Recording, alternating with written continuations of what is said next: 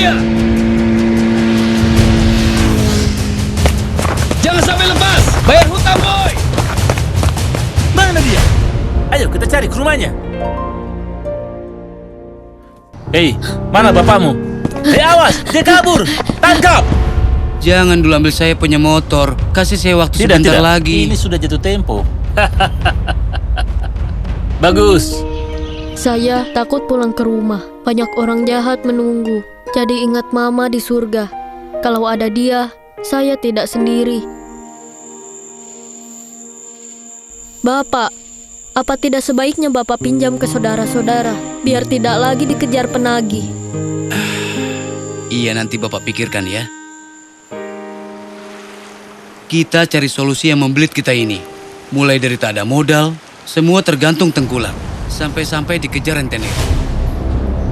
Bapak! Alah, sudah ambil motornya. Sabar. Sebentar lagi ada uang dari jual ikan. Omong kosong.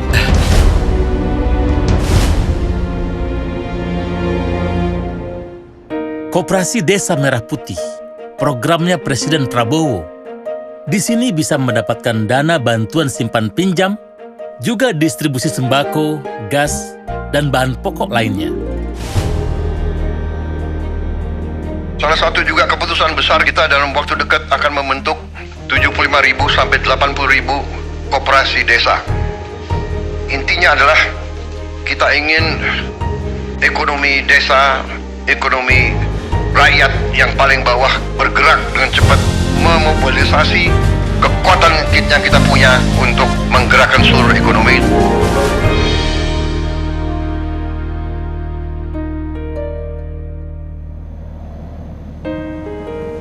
Adanya pabrik es yang ada di kampung kami, maka hasil tangkapan ikan terus meningkat, yang berdampak pada kenaikan penghasilan kami. Setelah saya gabung Koperasi Merah Putih, saya sekarang punya modal, mandiri, dan lebih sejahtera. Saya lihat semua masyarakat sudah sejahtera dengan hadirnya Koperasi Merah Putih. Saya datang ke sini memohon kepada Pak Bram, kiranya dapat membantu saya dengan anak-anak buah saya masuk menjadi anggota Koperasi Merah Putih. Begitu Pak Bram. Gampang sudah. Nanti saya ajak. Jadi? Masuk semua. Saya siap pensiun, jadi rentenir. Kalian semua siap pensiun? Siap, Bos. Terima kasih.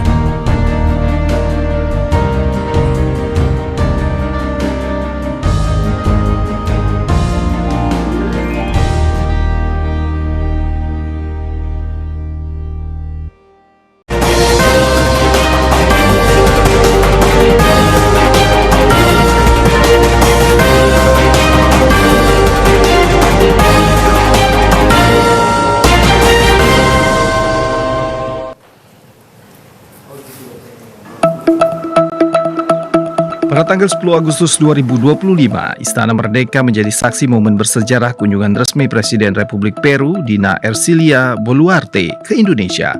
Dalam pertemuan hangat dengan Presiden Republik Indonesia Prabowo Subianto, ditandatangani sebuah kesepakatan penting, Indonesia-Peru Comprehensive Economic Partnership Agreement atau CEPA.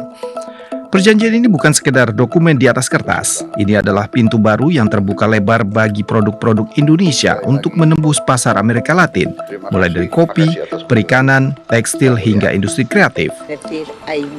Dengan CEPA, hambatan tarif akan dipangkas, peluang investasi diperluas, dan kerjasama ekonomi lintas benua diperkuat.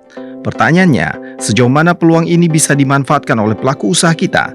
Sektor mana yang akan menjadi juara baru di pasar Peru dan negara tetangganya? Dan strategi apa yang harus kita jalankan agar pintu ini tidak sekedar terbuka, tetapi benar-benar menjadi jalur emas perdagangan Indonesia? Malam ini kita akan membahasnya bersama para narasumber di Dialog Indonesia Bicara. Indonesia Peru CEPA, pintu ekspor baru ke Amerika Latin. Selamat malam pemirsa TVRI dimanapun Anda berada. Senang sekali saya Happy Guritman kembali menjumpai Anda dalam program Indonesia Bicara. Dan malam ini kami akan membahas capaian penting dalam perdagangan internasional. Seperti yang tadi disampaikan Senin kemarin 11 Agustus 2025, Indonesia dan Peru resmi menandatangani Comprehensive Economic Partnership Agreement atau CEPA atau Perjanjian Kemitraan Ekonomi Komprehensif yang membuka pintu besar bagi ekspor dan investasi Indonesia dan Peru. Perjanjian ini memberi peluang besar bagi Indonesia, termasuk bebas bea masuk barang ke Peru. Dengan target perdagangan hingga 5 miliar dolar Amerika Serikat ini menjadi pintu baru Indonesia ke pasar Amerika Latin. Lalu bagaimana peluangnya bagi perekonomian Indonesia serta tantangan dan strateginya? Inilah yang akan dibahas di Indonesia Bicara malam hari ini. Tentunya bersama para sejumlah narasumber. Sudah bergabung secara daring para narasumber. Saya akan sapa terlebih dahulu Wakil Ketua Umum Kadin Bidang Pengembangan Otonomi Daerah, Pak Sarman Simanjorang. Selamat malam Pak Sarman. Selamat malam Bu Hopi. Terima kasih Pak Sarman sudah bergabung untuk Indonesia Bicara TVRI malam hari ini. Lalu ada pengamat kebijakan luar negeri ASEAN dan BRICS, Mas Adri Arlan Sinaga. Selamat malam Mas Adri.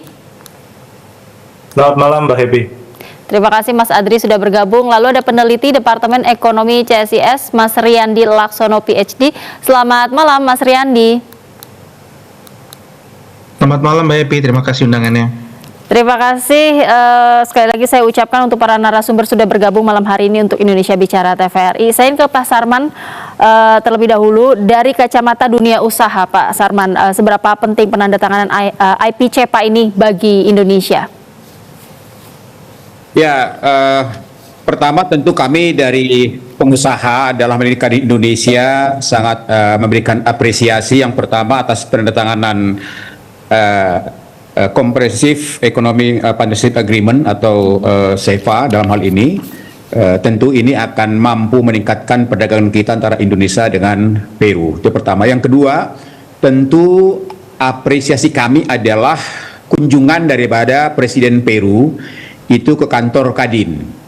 Nah, agak istimewa dan selama ini agak jarang ya seorang kepala negara berkunjung ke Kadin. Tapi kali ini berkunjung khusus kantor Kadin, mengunjungi ya organisasi pengusaha di Indonesia. Tentu ini mengisyaratkan bahwa kunjungan beliau ini bukan hanya sekedar kunjungan diplomatik, tapi yang kental adalah kunjungan ekonomi, di mana kita harapkan dengan adanya MU CEPA ini bukan hanya kerjasama antara B2B-nya, tapi bagaimana bukan hanya G2G, tapi B2B-nya ini semakin eksis, ya, di mana dengan kunjungan beliau kemarin ke Kadin, tentu ini akan ditindaklanjuti oleh Kadin Indonesia dengan Kadin Peru, sehingga kita harapkan bahwa implementasi daripada CEPA ini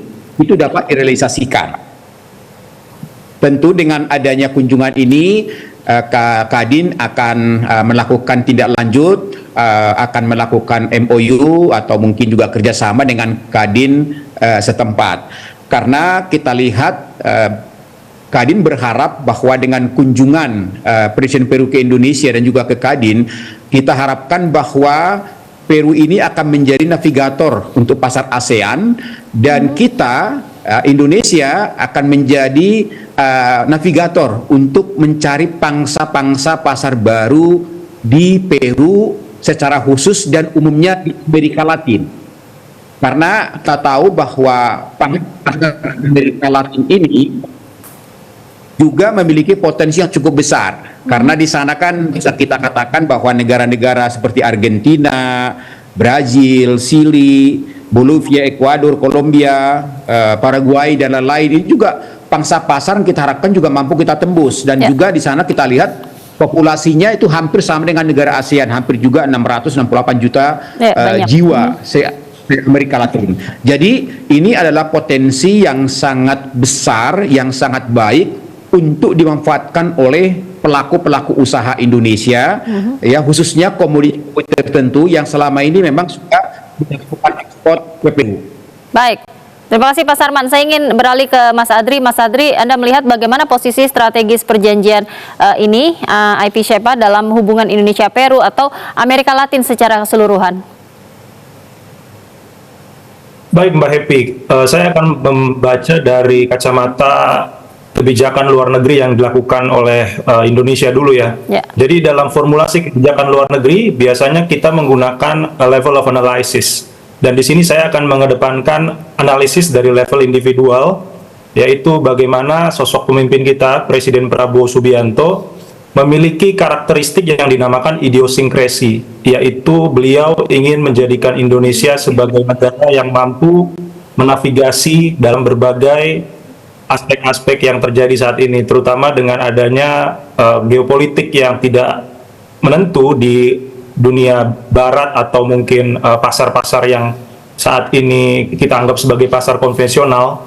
Maka beliau ingin seperti menggunakan kebijakan ini untuk mencari yang dinamakan new emerging market, dan salah satunya adalah Amerika Latin seperti tadi yang sudah dijelaskan oleh Pak Sarman. Nah, new emerging market ini adalah salah satu hal yang bisa dijadikan alternatif jika nanti kita membutuhkan pasar-pasar baru untuk komoditas unggulan kita.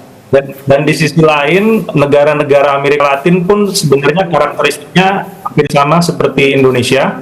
Mereka masih menggantungkan komoditas unggulan mereka untuk pasar internasional itu lebih ke komoditas seperti bahan-bahan tambang dan juga bahan materi yang bersifat ekstraktif. Nah, jika kita melihat hubungan Indonesia dengan Peru ini merupakan salah satu cara untuk menjadikan Indonesia sebagai negara ASEAN yang menjadikan Amerika Latin ini untuk target pasar alternatif yang bisa menguntungkan kita di masa depan dalam konstelasi geopolitik yang tidak menentu.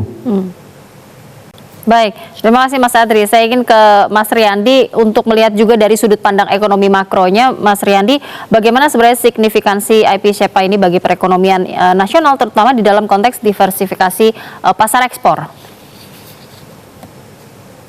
Iya Mbak Happy, pertanyaannya bagus sekali. Saya rasa konteksnya adalah ini upaya pemerintah untuk mendiversifikasi pasar, karena jalur untuk pasar ekspor ke dunia itu makin tertutup gara-gara tarif Trump. Tetapi coba kita tempatkan dulu pada konteksnya. Jadi Indonesia itu mengekspor ke Peru itu sekitar 330 juta USD di tahun lalu. Sementara total ekspor kita tuh 264 miliar dolar. Itu tidak sampai dari 0,12%. Jadi memang Peru ini potensi, betul, sumber diversifikasi pasar, betul, tetapi jangan terlalu banyak berharap dengan pasar Peru. Karena pasar Peru ukurannya masih kecil dan saya rasa tidak akan terlalu berkembang banyak juga ke depannya, karena memang simply pasarnya nggak besar gitu. Dan menurut perhitungan simpel saja, kalkulasi kami yang saya sendiri lakukan, dengan mengasumsikan tarif-tarif ini pada akhirnya 0% gitu, baik Indonesia ke sana maupun dari Peru ke sini, ekspor kita tuh paling meningkatnya sekitar 90 juta dolar dari total 330 juta dolar. Jadi itu juga peningkatannya lumayan besar, 30% dari base level ekspor kita ke Peru. Tetapi ingat sekali lagi, ekspor kita total di tahun 2024 itu 260-an billion dolar. Jadi jumlah 330 juta dolar itu memang nggak ada apa-apanya. Tetapi dalam upaya konteks diversifikasi pasar serta kondisi geopolitik yang tidak menentu, despite kita juga sudah secure tarif dengan Trump, menurut saya upaya diversifikasi tetap perlu dilanjutkan, dan ini salah satu bentuk konkret dari pemerintah ya. Tapi Anda melihatnya ini sebagai entry point IP SHEPA ini, atau memang ini adalah upaya yang memang Indonesia sudah melihat itu tadi, Peru ini sebenarnya punya potensi, meskipun Anda bilang tadi peluang atau pasarnya ini tidak besar begitu. Karena kan pasar Amerika Latinnya sebenarnya kan juga besar.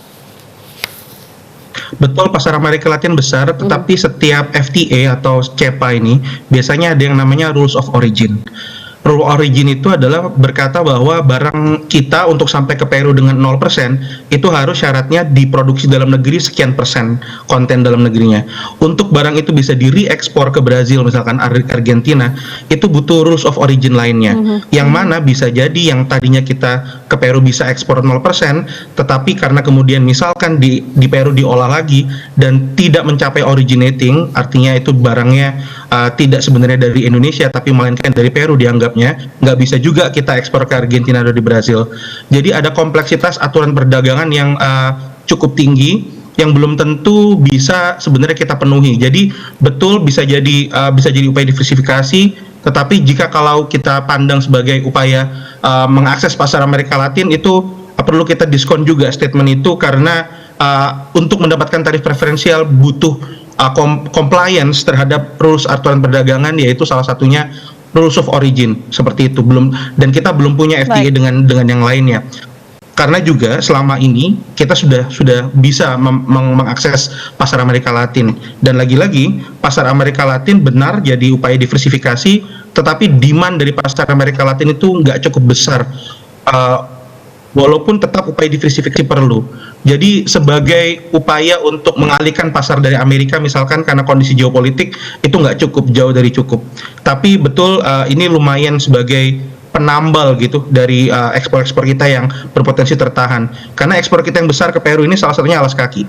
Dan alas kaki sama kendaraan berukuran kecil atau cc kecil 1000 sampai 1500 dan juga biodiesel.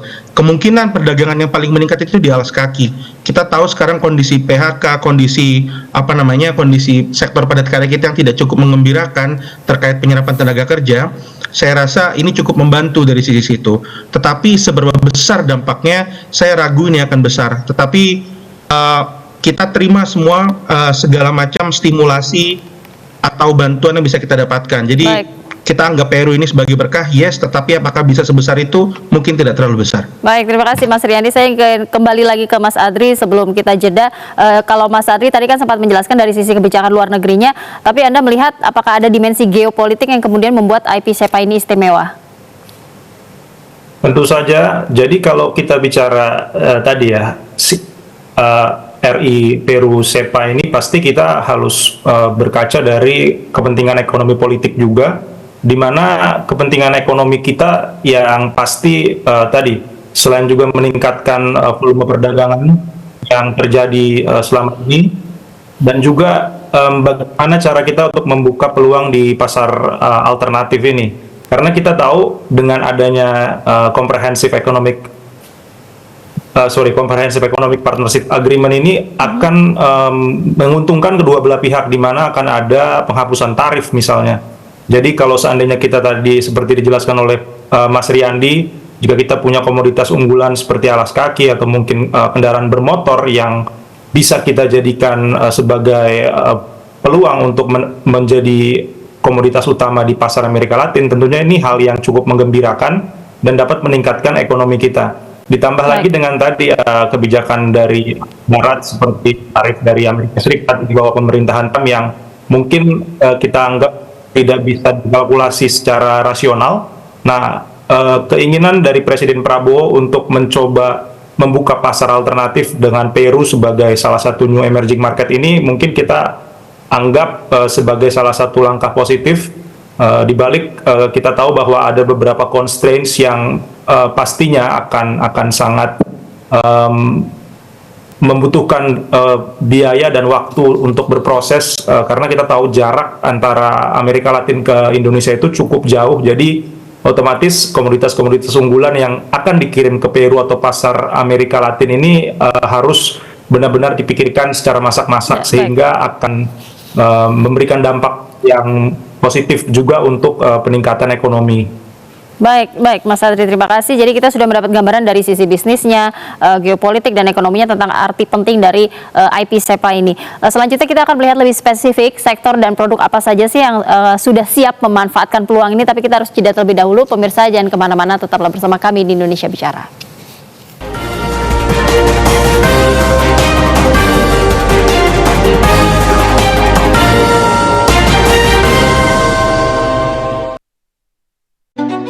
Indonesia kaya akan keberagaman.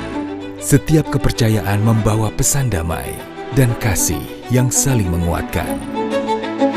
Mengajarkan kita untuk hidup dengan kasih sayang, saling menghormati, dan menjaga kedamaian dalam kebersamaan. Menguatkan semangat, cinta kasih, dan keadilan sosial yang menjadi fondasi dalam membangun masyarakat yang harmonis. Mengajak, membuka hati, menebar pengampunan, dan merangkul perbedaan sebagai kekuatan persatuan. Mengingat pentingnya pencerahan batin dan welas asih tanpa batas agar terciptanya harmoni sejati di antara kita. memegang teguh filosofi keharmonisan antar manusia, alam, dan Sang Pencipta sebagai dasar kehidupan yang seimbang dan penuh rasa hormat.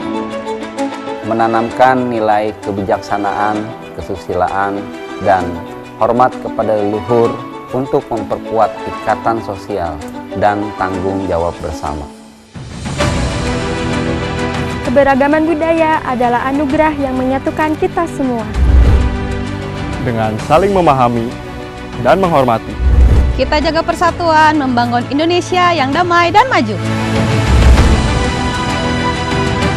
Bhinneka Tunggal Ika, berbeda-beda tetapi tetap satu jua. Keberagaman keyakinan adalah kekuatan bangsa kita. Ini sesuai dengan nilai-nilai luhur Pancasila. Mari kita terus pelihara toleransi dan hidup rukun demi masa depan Indonesia yang lebih baik.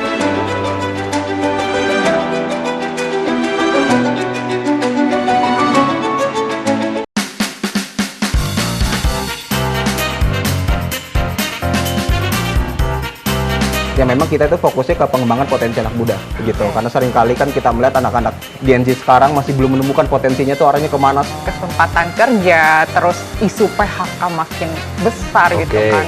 Jangan sampai tuh kayak asal dateng jadinya kepepet, nggak ada uang, jadi kayak nerima apa aja pekerjaan yang mungkin kayak murah banget, rate-nya maksudnya nggak gede rate-nya jadi.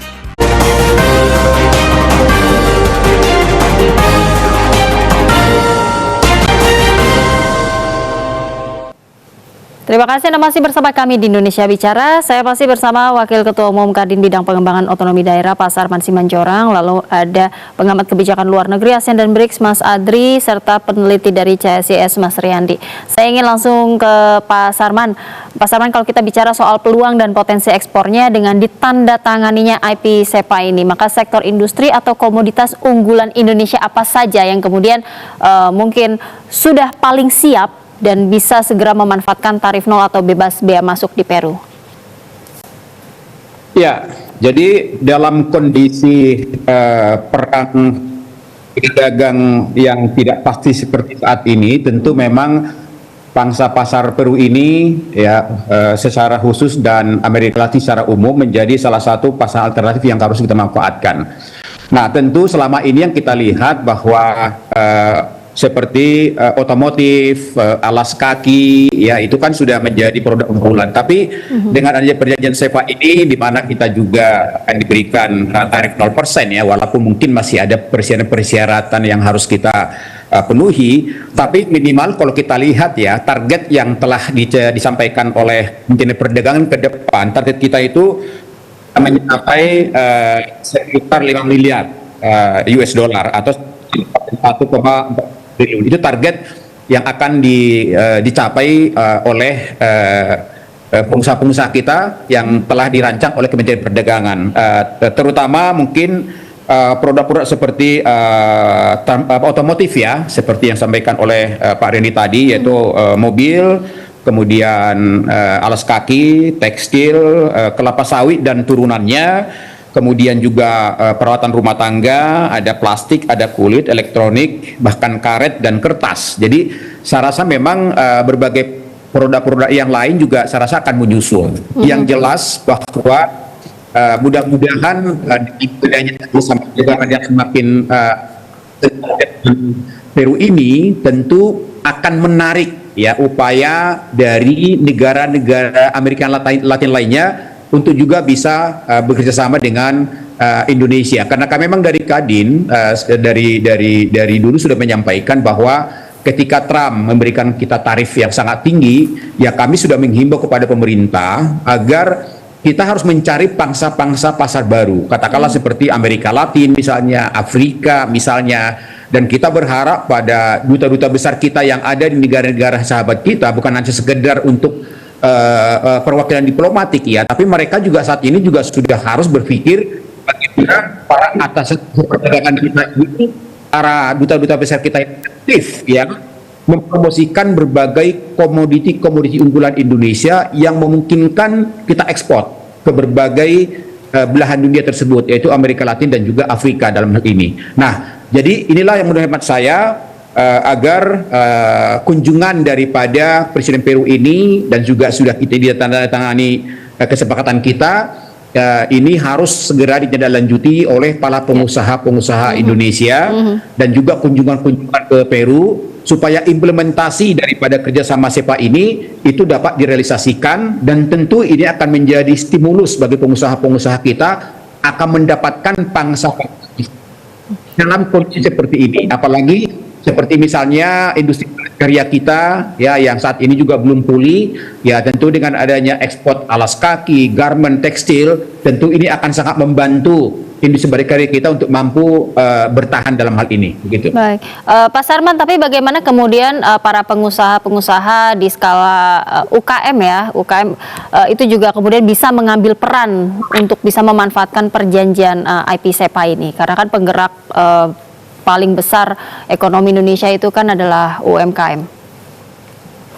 Ya, saya rasa memang ini juga akan menjadi salah satu peluang bagi UMKM kita, tapi memang perlu ya diinvestasi kembali kira-kira produk-produk UMKM kita ini yang sangat memungkinkan untuk ekspor ke Peru. Karena bagaimanapun bahwa untuk kita menembus pasar ekspor dari UKM ini perlu dilakukan suatu pembinaan ya, dari sisi kualitas, dari sisi packagingnya, dari sisi ukurannya, dari sisi beratnya. Karena kalau sudah diimpor itu semua harus jelas. Umpamanya kalau beratnya setengah kilo ya harus setengah kilo misalnya. Packagingnya juga harus seperti itu. Jadi memang ini harus dilakukan kurasi ya dengan para UKM kita sehingga nantinya ini bisa betul-betul dimanfaatkan. Itulah Kementerian Koperasi dan UMKM dan juga Dinas Koperasi di Provinsi Kabupaten Kota ini harus melakukan pembinaan dan pemberdayaan UMKM kita sehingga kita harapkan bahwa berbagai produk UMKM ini adalah produk yang layak untuk menembus pasar ekspor gitu. Baik, harus ada kurasi oleh lembaga terkait untuk memastikan bahwa ini adalah benar-benar produk unggulan begitu ya Pak Sarman ya, produk unggulan yang bisa tembus pasar internasional. Baik, saya ingin ke Mas Adri. Disampaikan oleh Pak Riyandi tadi bahwasanya untuk menembus pasar ekspor itu pasti juga ada syarat-syarat tertentu yang kita memenuhi untuk masuk satu negara. Nah ini harus bisa dipenuhi oleh para UMKM kita. Baik, terima kasih Pak Sarman. Mas Adri, apakah IP-SEPA ini juga bisa menjadi pintu ke negara-negara aliansi Pasifik lain, seperti misalnya mungkin kemudian selainnya adalah Chile dan Kolombia, atau negara-negara yang memang sebenarnya juga diincar karena memang punya peluang yang besar? Tentu saja Mbak Happy. Jadi kunjungan Presiden Peru ini Dina Ercilia ke Indonesia pasti akan menjadi salah satu momentum positif ya untuk pemimpin-pemimpin negara Amerika Latin lainnya. Saya pikir juga alasan kenapa Presiden Prabowo memilih Peru sebagai salah satu negara yang menjadi negara pertama yang diundang ke Jakarta adalah dengan adanya nilai pertumbuhan perdagangan. Dari bacaan saya, pertumbuhan antara hubungan dagang di Indonesia dan Peru itu rata-rata 15,08% per tahun, dan juga pemerintah saat ini menargetkan nilai perdagangan bilateral agar dapat meningkat selama 5 miliar dolar dalam beberapa tahun ke depan. Jadi dengan kedatangan Presiden Dina Ercilia ini mungkin akan memberikan kabar positif juga ke negara-negara lain, seperti kita tahu yang sudah terjalin hubungan itu antara Brazil, Argentina, Chile, dan negara-negara Pasifik lainnya. Karena memang secara demografi negara-negara Amerika Latin ini kan populasi besar dan marketnya masih belum ada yang paham ya. Jadi dengan adanya kunjungan bilateral RI Peru CEPA ini menurut saya akan memancing ketertarikan negara-negara Amerika Latin untuk datang dan ke pasar mereka untuk Indonesia. Dan dari perspektif ASEAN sendiri, bacaan saya adalah Indonesia meskipun saat ini keketuaan ASEAN itu di Malaysia, Indonesia juga menunjukkan bahwa kita sebagai pemimpin regional bisa berperan aktif untuk mengundang negara-negara ASEAN lain juga mengikuti jejak kita di Amerika Latin. Karena sejauh ini memang pangsa pasar ASEAN di Amerika Latin masih belum terlalu besar karena tadi constraint yang kita miliki yaitu jarak. Ya, baik, saya ingin ke Mas Riyandi. Mas Riyandi, berdasarkan riset CSIS, data perdagangan saat ini, sektor mana yang kemudian punya tren pertumbuhan positif di pasar Peru? Iya Mbak, jadi Peru ini lagi-lagi perdagangannya kecil, sekitar 330 juta dolar ya. Kita ekspor ke Peru. Jadi kalau tadi ada estimasi bisa meningkat sampai 5 miliar dolar, itu perlu kita pertanyakan juga angkanya sebenarnya dari mana. Mungkin keseluruhan negara Latin ya, tapi nggak untuk Peru sendiri. Kalau produk-produk yang paling berpotensi adalah kita lihat dua kata kuncinya. Seberapa besar produk ini saat ini diekspor sama seberapa besar hambatan tarifnya di Peru. Saat ini yang diekspor oleh Indonesia ke Peru adalah paling besar kendaraan skala kecil 1000 sampai 1500 cc dan kemudian alas kaki. Kendaraan itu kalau di Peru itu tarifnya udah kecil, sekitar 6% ke bawah. Yang masih besar tarifnya itu adalah produk-produk alas kaki. Jadi saya bisa memahaminya begini, meskipun ini dampaknya nggak terlalu besar, tapi paling tidak dengan kesepakatan perdagangan ini bisa cukup menolong industri padat karya, gitu. Karena kayak tadi saya udah simulasikan, ketika ada Peru menurunkan tarifnya 0%, itu potensi perdagangan maksimum yang bisa meningkat itu 90 juta dolar. Kita jadi pergi dari 330 ke 420 juta dolar. Ini cukup measured. Ini yang angka yang lebih logis ketimbang 5 miliar dolar tadi. Karena memang perdagangan kita ke Peru kecil, tidak hanya untuk jarak tetapi juga market yang terbatas seperti itu. Jadi clear winner dari sini adalah alas kaki yang yaitu padat karya, kemudian kendaraan skala kecil tadi meskipun nggak gede tarifnya, masih sekitar 6%. Kalau biodiesel itu sebenarnya besar kita ekspor ke sana, cuma Peru itu tarifnya udah 0% biodiesel itu. Jadi nggak akan ada tarif, kalau di ekonomi itu ada namanya trade creation sama trade diversion. Kalau trade diversion itu perdagangan akan beralih dari negara-negara yang nggak punya FTA ke negara-negara yang punya FTA, which is kita. Kalau trade creation itu tiba-tiba Peru jadi semakin mampu membeli produk-produk Indonesia atau efek pendapatan gitu. Nah, yang kita lihat yang paling besar itu efek pendapatan tadi. Jadi masyarakat di Peru semakin mampu membeli produk-produk kita. Dan clear winner-nya adalah produk alas kaki. Jadi produk alas kaki ini peningkatan ekspornya itu sekitar 60-70% dari total ekspor kita yang bisa meningkat ke Peru gitu. Baik. Jadi clear winner-nya adalah alas kaki. Kalau saya bisa sederhanakan mungkin ini untuk alas kaki gitu. Baik Mas Riyandi, kan dari yang disampaikan Pak Sarman juga tentang potensi-potensi sektor ataupun komoditasnya tadi kan banyak yang kemudian disebutkan itu adalah komoditas barang saja. Nah, apakah kemudian ada peluang spill over manfaat ke sektor logistik atau jasa? Saya ragu ada manfaatnya untuk sektor jasa. Kenapa? Indonesia Peru FTA ini, Indonesia Peru CEPA ini dikonklusikan tidak dalam waktu yang lama. Sementara untuk sektor-sektor jasa dan regulasi-regulasi lainnya itu perlu negosiasi yang jauh lebih lama. Jadi dan juga saya membaca memang belum ada yang disampaikan liberalisasi sektor jasa apa misalkan yang bisa kita dapatkan, karena memang tadi itu nature dari negosiasinya sangat cepat. Jadi yang paling low hanging fruit adalah sektor barang, dan memang sektor barang ini lagi-lagi yang padat karya tadi yaitu alas kaki ya. Saya belum melihat sih tapi untuk sektor jasa. Baik, saya ingin Pak Sarman juga menanggapi. Pak Sarman, apakah dari Kadin juga mendorong ada mungkin untuk juga memperluas ke sektor logistik dan jasa selain komoditas barang tadi? Ya, jadi kemarin memang ketika Presiden Peru ke Kadin, ya bukan hanya kita mendorong bidang perdagangan ya, tapi Presiden Peru juga sebenarnya juga mengajak para pengusaha Indonesia juga untuk memperluas investasi ya. Jadi beliau juga mengajak investasi Indonesia, pengusaha-pengusaha Indonesia ke Peru, dan beliau berjanji juga berikan garansi ya, kemudian kemudahan bagi pengusaha-pengusaha Indonesia yang ada di Peru. Tentu memang begini, bahwa ini kan baru katakanlah kita sudah melakukan perjanjian dan beliau juga berkunjung ke Kadin. Jadi memang tentu memang pengusaha-pengusaha Kadin juga harus melakukan katakanlah kunjungan-kunjungan kembali untuk membuka mungkin hanya di bidang ekspor, tapi juga itu tadi mungkin di bidang logistik atau jasa-jasa yang lain yang bisa dikerjasamakan antara pengusaha-pengusaha Indonesia dengan pengusaha-pengusaha Peru ya, karena memang selama ini yang kita harus membahaskan baru komoditi ekspor. Tapi mungkin potensi-potensi yang lain belum kita bicarakan. Nah, kemarin itu ketika beliau berkunjung ke Kadin, tentu beliau ingin membuka bahwasanya pengusaha-pengusaha Indonesia dengan Peru silakan bisa kerjasama dalam bidang apa saja. Tentu nanti akan memenuhi regulasi-regulasi yang ada di sana, termasuk mungkin jasa logistik atau jasa yang lainnya seperti itu gitu. Baik, artinya harapannya peluangnya diharapkan luas begitu ya, mulai dari sektor besar UKM, kemudian bisa juga meluas ke sektor logistik dan jasa.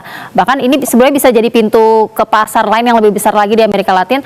Tapi peluang besar biasanya itu selalu datang dengan tantangan. Nah, apa saja tantangannya kita akan bahas di segmen berikutnya. Pemirsa jangan kemana-mana, tetaplah bersama kami di Indonesia Bicara.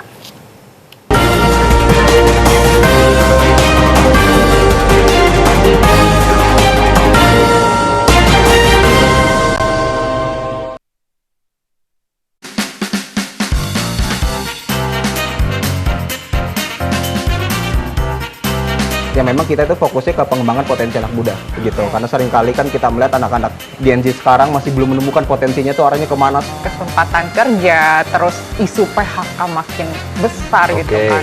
Jangan sampai tuh kayak asal dateng jadinya kepepet, nggak ada uang, jadi kayak nerima apa aja pekerjaan yang mungkin kayak murah banget, rate-nya maksudnya nggak gede rate-nya, jadi Memperingati 80 tahun kemerdekaan Republik Indonesia, kami hadirkan rangkaian program kenegaraan, penganugerahan gelar tanda kehormatan, dan pengukuhan Paskibraka oleh Presiden Republik Indonesia. Langsung dari Istana Negara Jakarta, penyampaian pidato kenegaraan dan nota keuangan oleh Presiden Prabowo Subianto dari Gedung MPR DPR RI, Jumat 15 Agustus 2025. Presiden Prabowo dijadwalkan akan memimpin langsung kegiatan renungan suci di Taman Makam Pahlawan Kalibata, Jakarta, Sabtu 16 Agustus 2025. Memasuki acara puncak, Minggu 17 Agustus 2025, kegiatan kenegaraan diisi dengan rangkaian acara pengambilan dan pengembalian bendera merah putih dari Monas dan lapangan Silang Monas yang dirangkai dengan kirap bendera merah putih dari Monas ke Istana Merdeka. Dilanjutkan dengan detik-detik proklamasi dan penurunan bendera merah putih langsung dari Istana Merdeka Jakarta. Peringatan Hari Konstitusi dari Gedung Nusantara 4 MPR, DPR, dan DPD RI, Senin 18 Agustus 2025. Dirgahayu ke-80 Republik Indonesia. Bersatu berdaulat, rakyat sejahtera, Indonesia maju.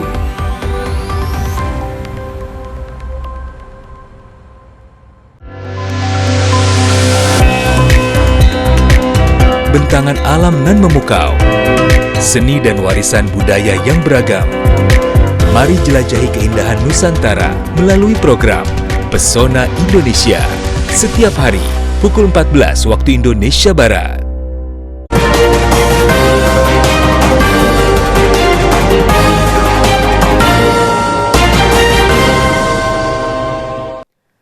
Anda masih bersama kami, Indonesia Bicara, membahas Indonesia Peru SEPA, pintu ekspor baru ke Amerika Latin. Tentunya bersama para narasumber, masih ada Pak Sarman Simanjorang, Adri Arlan Sinaga, dan Riyandi Laksono. Saya ingin ke Pak Sarman.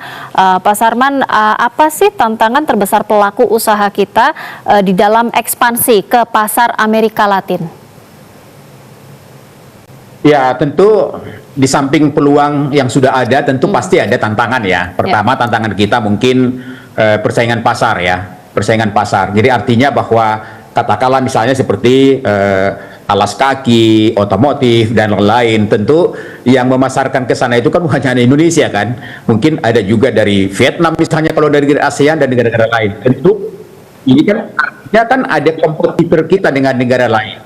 Ya kan, jadi ya disinilah mungkin dengan adanya perjanjian SEPA ini, mudah-mudahan ini semakin meyakinkan para konsumen dan juga pengusaha-pengusaha di Peru supaya lebih fokus untuk menerima komoditi kita dari Indonesia. Itu pertama. Yang kedua, tentu tantangan kedua adalah masalah logistik ya, logistik dan infrastruktur. Kita tahu jarak antara Indonesia ke Peru ini sangat-sangat jauh. Nah, tentu ini juga masalah tantangan tersendiri ya, karena bagaimanapun dengan biaya yang cukup tinggi, walaupun mungkin tarifnya 0%, tentu juga ini akan bisa dengan adanya transportasi yang sangat-sangat biaya yang tinggi ini tentu juga akan biaya jual juga di sana akan semakin tinggi. Jadi ini juga menjadi tantangan. Tentu kalau masalah tarif-tarif yang lain, saya rasa juga ya ini juga akan bisa dinegosiasikan. Tapi yang jelas bahwa memang tentu persyaratan yang lain yang perlu kita penuhi. Nah tentu ini juga menjadi tantangan, terutama mungkin ya kalau seperti alas kaki otomotif ini kan selama ini sudah berjalan dengan baik. Saya rasa tantangannya sudah mereka bisa penuhi pengusaha-pengusaha kita. Tapi mungkin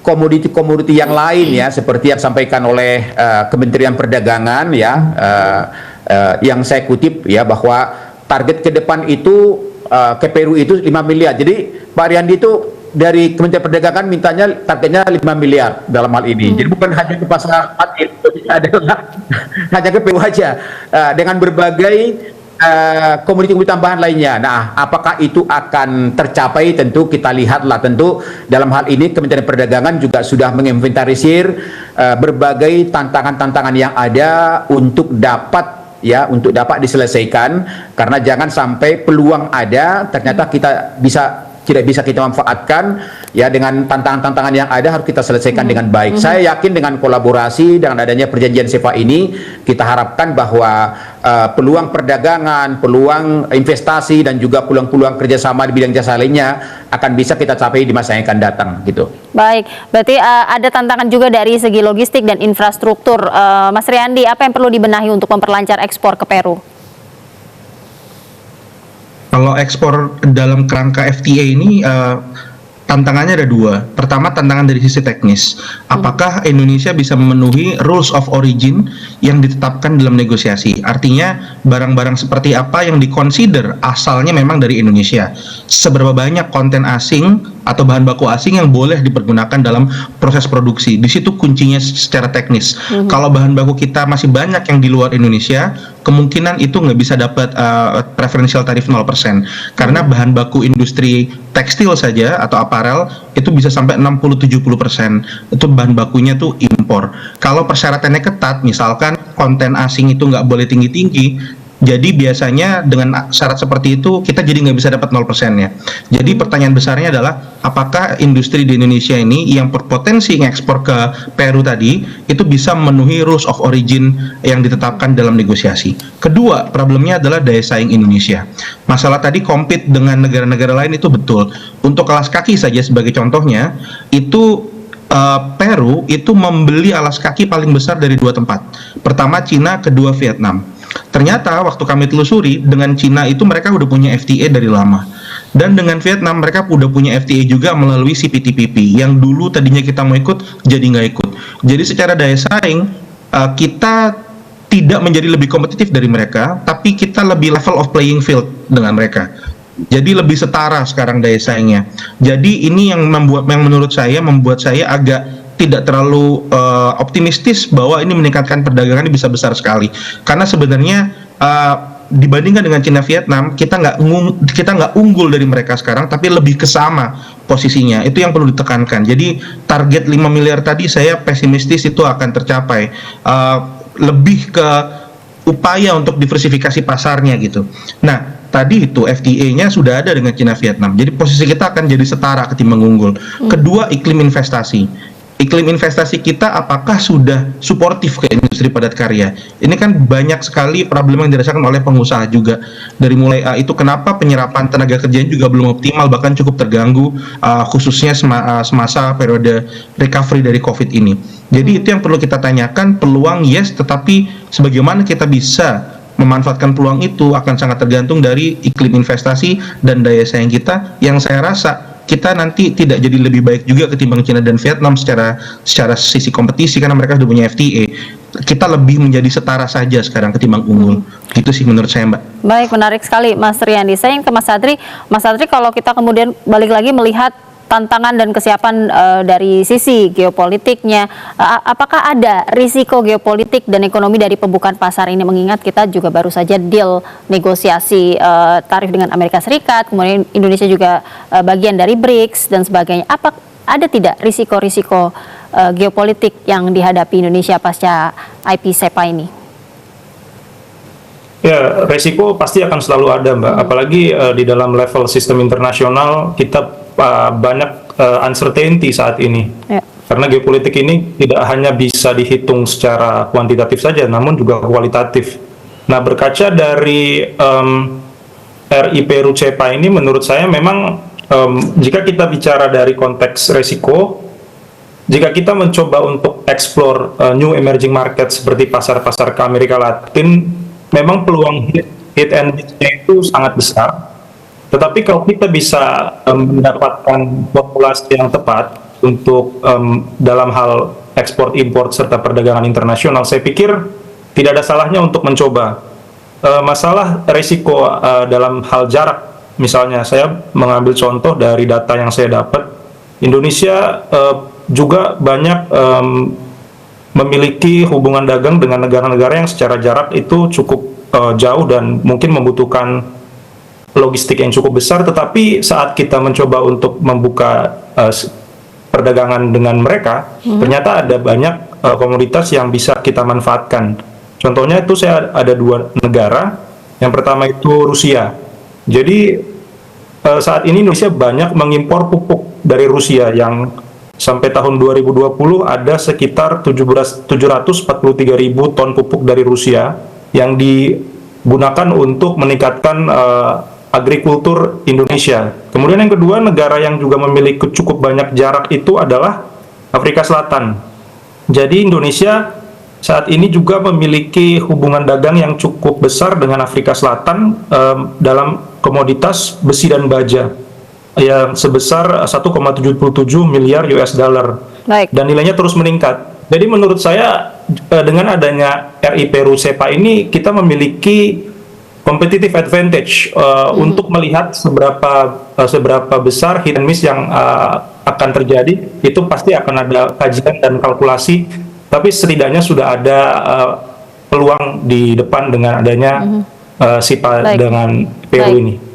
Baik, Mas Adri, tapi bagaimana kemudian Indonesia supaya bisa menjaga keberlanjutan perjanjian ini di tengah dinamika global agar kemudian perjanjian ini itu tidak hanya menjadi sekadar simbol, tapi simbol diplomasi begitu, tapi benar-benar berdampak pada peningkatan ekspor Indonesia. Singkat saja karena kita harus jeda. Iya, betul. Memang sangat tidak bisa dikalkulasi, tapi setidaknya dengan adanya pertemuan ini kan, kalau saat level kepala negara kan sudah high level, jadi pasti akan ada tanggung jawab dan juga komitmen yang cukup kuat antara kedua belah negara untuk merealisasikan kegiatan perdagangan dalam bentuk SEPA ini. Baik, terima kasih Mas Adri. Jadi ada sejumlah tantangan-tantangan di depan mata dari urusan teknis sampai ke geopolitik. Maka kemudian pertanyaan berikutnya adalah strategi apa yang kemudian harus kita lakukan agar IP SEPA ini benar-benar membawa manfaat maksimal untuk semua, benar-benar untuk semua masyarakat Indonesia. Nah, jawabannya ini ada di segmen terakhir. Pemirsa jangan kemana-mana, tetaplah bersama kami di Indonesia Bicara.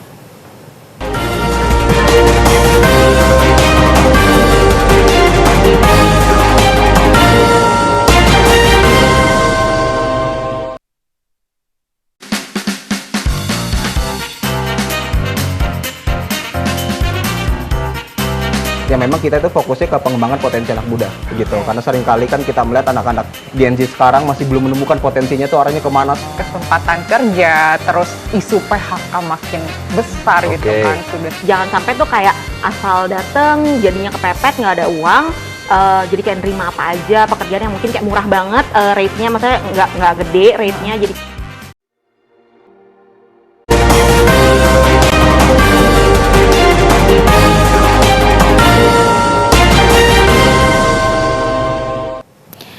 Indonesia Peru SEPA, pintu ekspor baru ke Amerika Latin menjadi bahasan Indonesia Bicara malam hari ini. Saya ingin langsung ke Pak Sarman. Pak Sarman, strategi apa yang akan Kadin dorong agar IP SEPA ini bisa berdampak nyata kepada pengusaha-pengusaha di daerah dan juga pembangunan di daerah? Ya, tentu pertama kita ingin memastikan kepada pemerintah agar perjanjian SEPA ini ditindaklanjuti dengan regulasi-regulasi yang lebih teknis antara kedua kementerian terkait dalam hal ini. Jadi harus dilakukan lagi pertemuan-pertemuan yang lebih teknis. Ini payungnya kan sudah ada nih, kementerian-kementerian terkait ya harus melakukan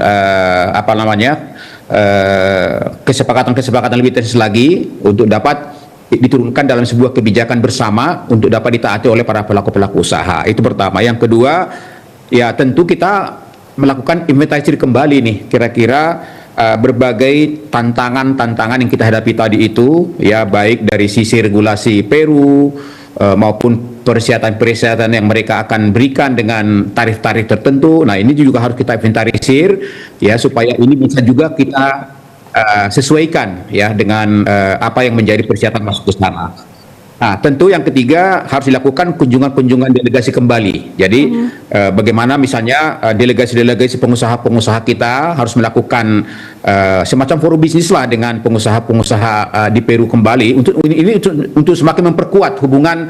Bukan hanya hubungan pemerintah yang kuat, tapi hubungan pengusaha-pengusaha juga harus kuat ya. Apalagi seperti tadi sudah disampaikan oleh Mas Randy tadi, bahwasanya di depan mata kita ada Vietnam, ada China di sana yang juga katakanlah saingan kita dalam berbagai komoditi. Jadi kalau ada semacam forum-forum yang harus kita lakukan dengan pengusaha-pengusaha di Peru, saya rasa itu akan semakin efektif. Termasuk misalnya melakukan forum-forum perdagangan, forum-forum informasi, kita buka informasi antara pengusaha-pengusaha Indonesia dengan Peru, itu juga harus selalu dilakukan. Jadi artinya bahwa dengan adanya perjanjian ini akan langsung juga dipayungi dengan kebijakan-kebijakan lebih teknis, dan tentu pengusaha-pengusaha Indonesia itu harus melakukan komunikasi yang lebih proaktif dan intensif kepada pengusaha-pengusaha di Peru yang menjadi mitra-mitra kerjanya, sehingga kita harapkan dengan perjanjian ini ada peluang yang baru, ada peluang yang maksimal yang bisa kita manfaatkan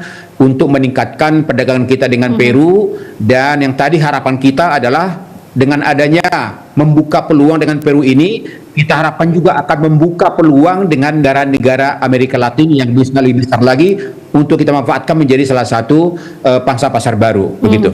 Baik, saya ini ke Mas Adri. Mas Adri, bagaimana IP SEPA ini kemudian bisa menjadi batu loncatan Indonesia untuk kemudian memperluas jejaring perdagangan global termasuk BRICS melalui kesepakatan SEPA lainnya. Kalau tidak salah yang terdekat nanti rencananya adalah Kanada, Indonesia dengan Kanada. Baik, mungkin dari analisis saya, karena menggunakan analisis dari sektor level yang lebih individu, yaitu bagaimana seorang pemimpin nanti akan menjadikan traits yang dimiliki untuk formulasi kebijakan luar negerinya. Saya pikir akan ada banyak kunjungan-kunjungan lain ke negara-negara yang potensial untuk dieksplor marketnya. Yang menurut saya pasti yang harus digarisbawahi adalah kepentingan nasional kita. Nah, di sisi saat ini kita melihat memang potensi-potensi negara yang memiliki peluang untuk bekerja sama dengan secara rasional dan win-win solution memang lebih ke negara-negara yang kita anggap bukan negara-negara kekuatan utama dunia, ya seperti Amerika Latin, kemudian Afrika, BRICS, karena dalam hal perdagangan mereka itu fully committed hanya dalam sektor-sektor ekonomi saja, tidak masuk ke sektor politik. Jadi mungkin pendekatan yang dilakukan oleh Presiden Prabowo adalah melihat peluang untuk diversifikasi pasar kita ke negara-negara seperti itu. Baik, terima kasih Mas Adri. Saya beralih ke Mas Riyandi. Indikator apa Mas Riyandi yang bisa kita gunakan untuk mengukur keberhasilan dari IP SEPA ini mungkin di jangka waktu 3 atau 5 tahun ke depan? Indikator yang biasa dipakai untuk mengukur seberapa efektif suatu perdagangan bebas itu diberlakukan adalah dua. Pertama, kita lihat volume ekspornya saling meningkat nggak antar dua negara, itu paling jelas. Kedua, kita sering sebutnya pada utilization rate. Utilization rate itu artinya seberapa besar skema perdagangan bebas Indonesia-Peru ini dipakai benar-benar oleh para pengusaha. Itu biasanya diukur dari seberapa banyak pengusaha kita yang ekspor ke Peru pakai certificate of origin dari Indonesia ke Peru, serta seberapa banyak pengusaha yang mengimpor barang dari Peru itu menunjukkan surat keterangan asalnya itu memang dari Peru. Kenapa surat keterangan asal penting? Ini untuk mendapatkan 0%. Jadi dari penggunaan surat keterangan asal itu bisa kita tunjukkan seberapa besar atau sukseskah suatu FTA.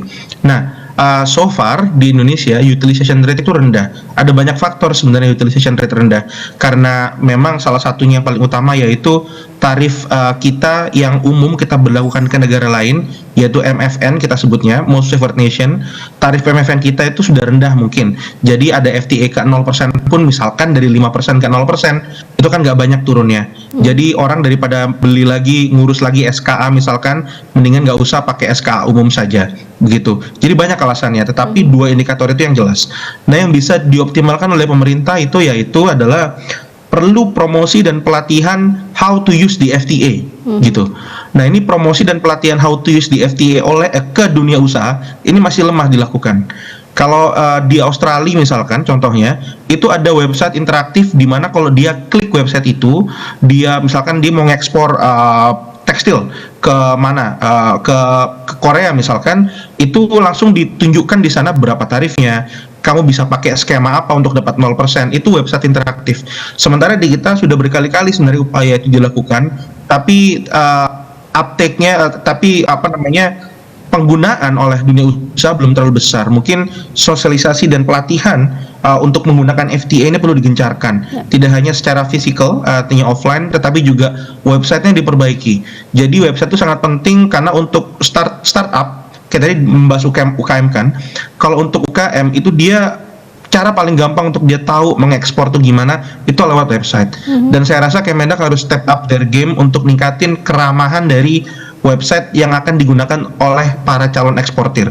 Jadi harus mencakup seluruh informasi tuh, regulasinya apa di Peru misalkan, bisa pakai skema apa untuk dapat keringanan tarif dan lain sebagainya. Kalaupun ada standar, gimana cara menuhinnya, bisa kontak ke siapa. Itu hal yang paling low hanging fruit yang bisa pemerintah tingkatkan ke depan jika FTA-nya mau berhasil. Tapi perlu kita consider juga bahwa dengan upaya optimal pun peningkatan ekspornya nggak terlalu besar. Ini perlu kita dudukkan dalam konteksnya. Upayanya perlu kita apresiasi, tapi dampaknya memang nggak begitu besar. Bukan karena hanya jarak ya, tetapi karena potensi pasar dan permintaan dan kapasitas Peru itu memang nggak sebesar itu. Kalau tadi disebutkan Afrika Selatan sama Rusia, jaraknya memang besar betul, tetapi GDP mereka per kapita apalagi itu jauh lebih besar dari Peru. Jadi ada namanya teori gravitasi, tidak hanya jarak yang mempengaruhi, tetapi kekuatan daya tarik magnetnya itu, yaitu adalah ukuran PDB-nya. Begitu. Baik, terima kasih Pak Sriandi. Saya ini kembali lagi terakhir ke Pak Sarman, bisa dijawab singkat saja Pak, apa pesan Anda bagi pelaku usaha yang ingin masuk ke pasar Peru atau mungkin memperluas ekspansinya ke pasar Amerika Latin? Ya, tentu ini walaupun memang ya pangsa pasarnya tidak begitu besar, akan tetapi ini akan menjadi peluang-peluang alternatif yang bisa kita manfaatkan. Itu satu. Yang kedua, saya menambahkan sampai kalau Pak Reni tadi bahwa memang di samping kita akan mencapai target-target ekspor ke sana, tapi juga harus kita melakukan promosi produk kita di sana. Jadi terutama tadi misalnya website interaktif itu saya rasa perlu dilakukan oleh pemerintah. Tapi yang jelas bahwa forum-forum bisnis perlu kita lakukan di sana. Kunjungan-kunjungan balik antara pengusaha-pengusaha Indonesia ke Peru juga harus dilakukan supaya pangsa pasarnya akan lebih akurat dan bisa mencapai target yang diharapkan, begitu. Baik, terima kasih Pak Sarman Simanjorang, Wakil Ketua Umum Kadin Bidang Pengembangan Otonomi Daerah. Saya juga ingin ucapkan terima kasih untuk Mas Adri Arlan Sinaga, Pengamat Kebijakan Luar Negeri ASEAN dan BRICS, serta Mas Riyandi Laksono PhD, Peneliti Departemen Ekonomi dari CSIS. Terima kasih atas pandangan dan wawasannya malam ini. Kita semua berharap IPCEPA ini bisa menjadi langkah maju bagi perdagangan dan juga hubungan internasional Indonesia, bukan hanya membuka pasar baru ya, tapi juga memperkuat posisi kita di kancah dunia, di kancah global. Sekali lagi terima kasih untuk para narasumber, selamat malam dan salam sehat selalu. Terima kasih. Dan pemirsa, demikianlah Indonesia Bicara mewakili seluruh kerabat kerja yang bertugas. Saya Happy Guritman mengucapkan terima kasih atas kebersamaan Anda. Selamat malam dan sampai jumpa.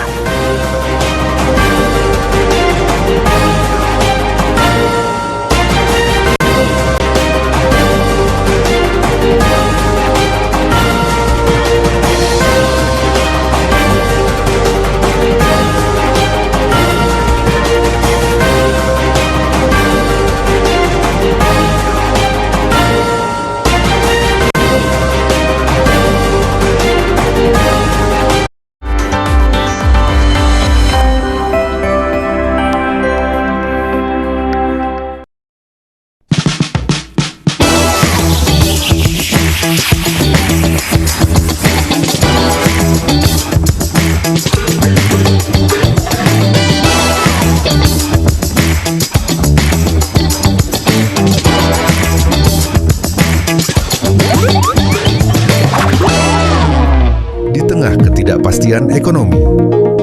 Di saat gelombang PHK terus menyapu berbagai sektor industri, banyak anak muda Indonesia mulai mengambil keputusan besar, melirik peluang di luar negeri, bukan karena tak cinta tanah air, tapi karena ruang di dalam negeri terasa makin sempit. Persaingan yang ketat, minimnya jaminan kerja, dan kesempatan yang tak selalu adil membuat satu pertanyaan makin nyaring terdengar. Masihkah layak bertahan bekerja di dalam negeri? Atau sudah saatnya keluar dari zona nyaman dan menjemput harapan di negeri orang? Kita akan berdiskusi realita ini. Dari impian yang dibawa ke luar negeri hingga tantangan berat yang menanti di sana.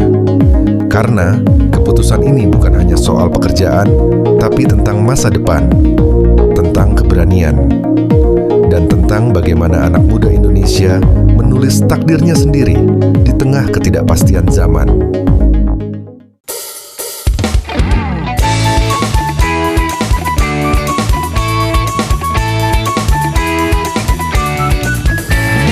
Warung pengkolan ngobrol asik bareng teman. Warung pengkolan tempat bertukar pikiran. Warung pengkolan sambil ngopi santai kawan. Warung pengkolan ini tempat paling nyaman.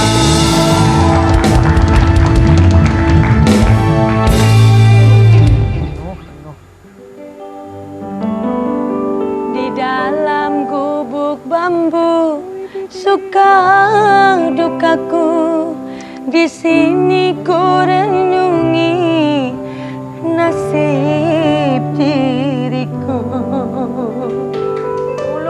Mana tepuk tangannya? Baru ngerasa enak banget makan soto mie di sebelah Bidu Anita. Aduh, nikmat banget. Denger liriknya merana amat. Iya, banyak. Ngelihat yang di sini tuh teman-teman pada enak banget ya. Kerja di luar negeri gitu loh. Bisa jalan-jalan, liburan, main salju. Enak banget. Kayaknya kerja di situ gimana ya caranya ya? Tergantung kali. Itu kan yang indah-indah itu biasanya hanyalah sesaat-sesaat aja foto video yang tidak full. Tapi kan kalau udah bahasanya keluar negeri tuh keren banget loh. Apalagi Mas Bruno Sosokan mau keluar negeri. Kamu bisa bahasa Inggris. Oh tuh, belajar kan bisa. Salju doang. Kalau salju mau pergi luar negeri. No, di mall ada. Bisa. Where's your name? Bisa. Waduh.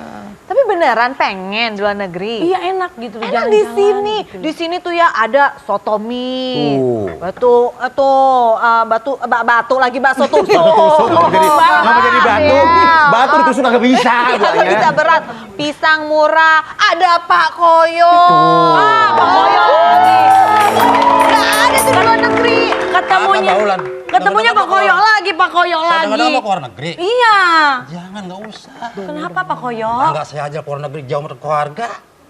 Gimana ya? Keluar negeri? Tetangga saya aja keluar negeri nih. Jauh sama keluarganya. Beda Pak Koyo. Kalau Mbak Wulan keluar negeri, jauh sama keluarga. Kalau Pak Koyo mah kan dijauhin sama keluarga.